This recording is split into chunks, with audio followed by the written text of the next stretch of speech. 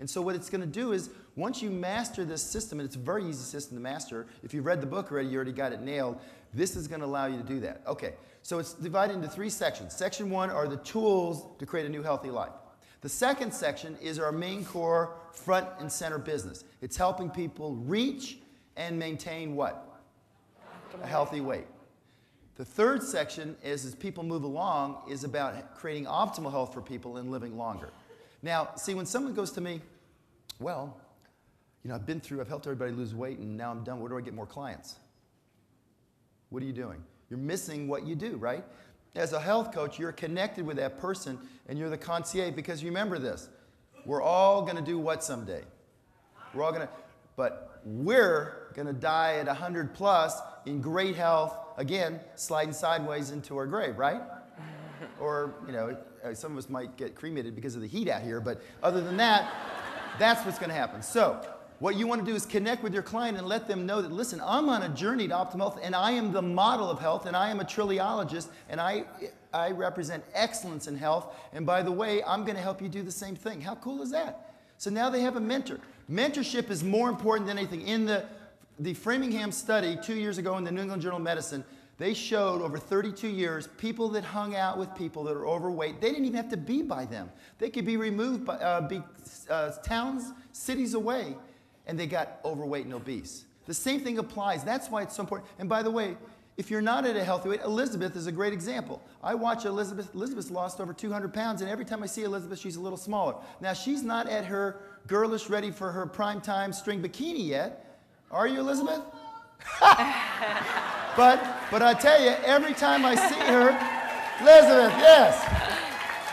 She is working on it. She is working. Every time I see her, she's a little thinner. And she travels over. That's why she's losing. I think she's walking to these Super Saturdays. But basically, she looks better.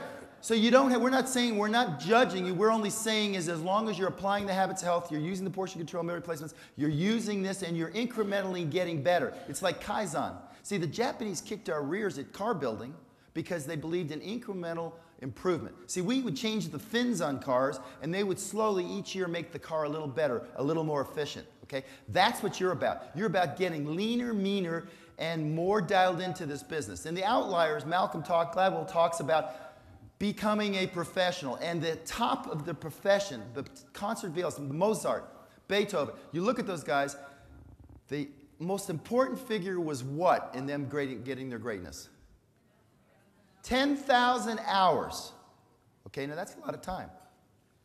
But if it takes you 1,000 hours to be a great coach and move forward and represent with excellence and live the trillions, you become a trilliologist and be like Elisa and Jaime or Kim and Joe, is that something you want to do?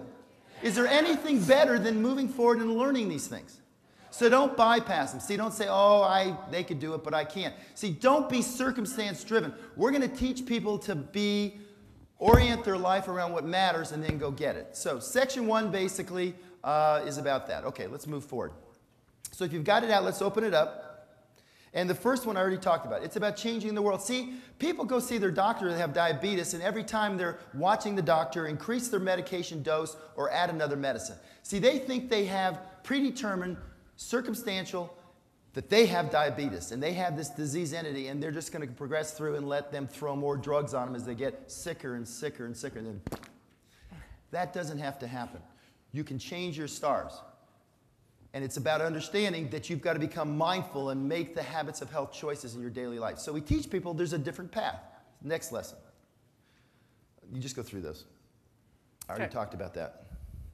Okay, but you want to let your clients understand that. Okay, the second thing is all new. It's about habits.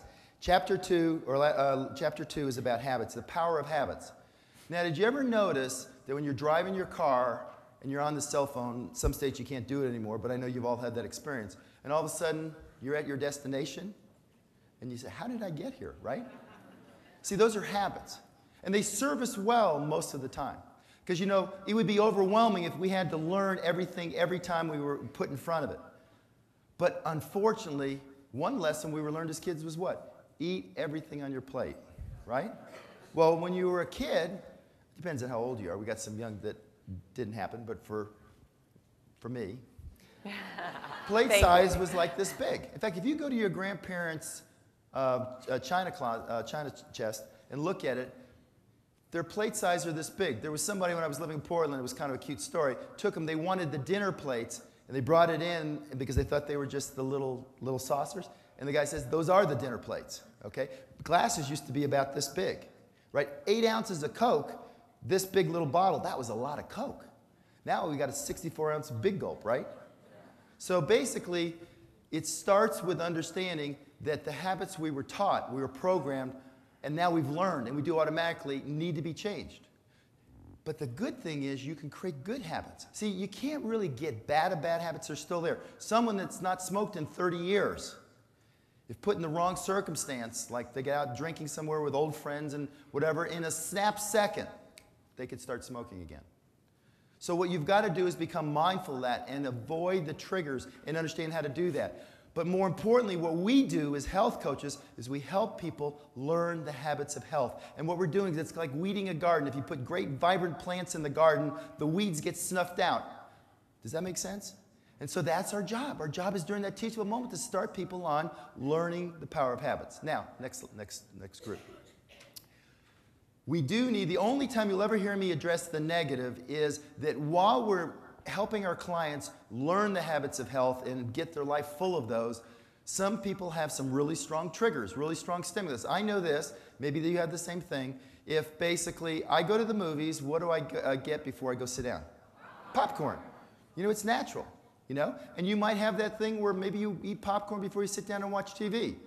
Now, it gets so strong, and it used to be that one time you were hungry, you had popcorn, you tried it and had it, it was great, you're watching a movie, there was pleasure in that, so you got used to it. It may get to the point where now, and you were maybe hungry, now you just get the popcorn automatically, even if you just had a 5-course meal, right? That's conditioned stimulus. So we need to recognize and help our clients and ourselves understand how to do that. So chapter 3 is all about harnessing those. Now go to the next slide because it kind of shows. Okay. This is a very simple exercise I use with my daughters, I use with myself, I use with our coaches, and I use with our clients. When you're feeling something, and this is a great way to teach your clients, when they're feeling something that's not quite necessarily right? You have an urge. Let's say your boss just got you really mad. I'm really mad. Well, what some people do is what? Eat. Some people may cuss back at their boss and lose their job that day. So I'm not telling you what your conditioned response is to it, but what I am telling you that most of the time if you're not feeling right, that conditioned response ain't going to serve you in the long run, is it? Right? So what we want to do is get people to stop, take a very centering, and Brian had you guys do that yesterday, a very centering deep breath from the belly, not a breath from up here, but a breath that moves your diaphragm down and expands your lungs.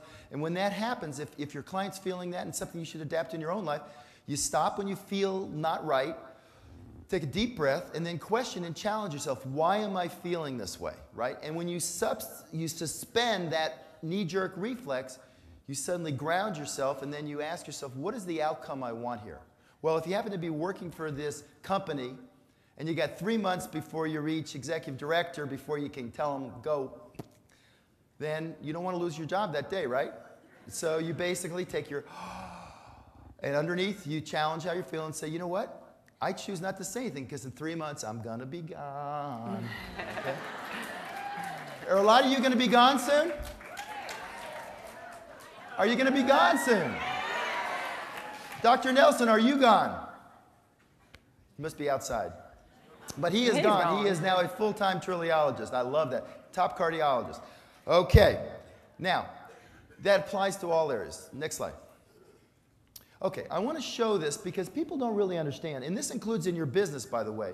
This is called small daily choices that cause small incremental change. If you look at this, whether you have a cheeseburger for lunch today or you have a salad makes very little difference today. Whether you, at the end of the day, after you've eaten dinner, go for a walk or you sit and watch the reruns on TV makes very little difference today. But over time, it makes all the difference in the world, right? So what you're going to do is you're going to teach your clients that, and see, that's the thing about it. All these things in this book, all the things we have people do are easy to do, but they're also easy what? Not to do.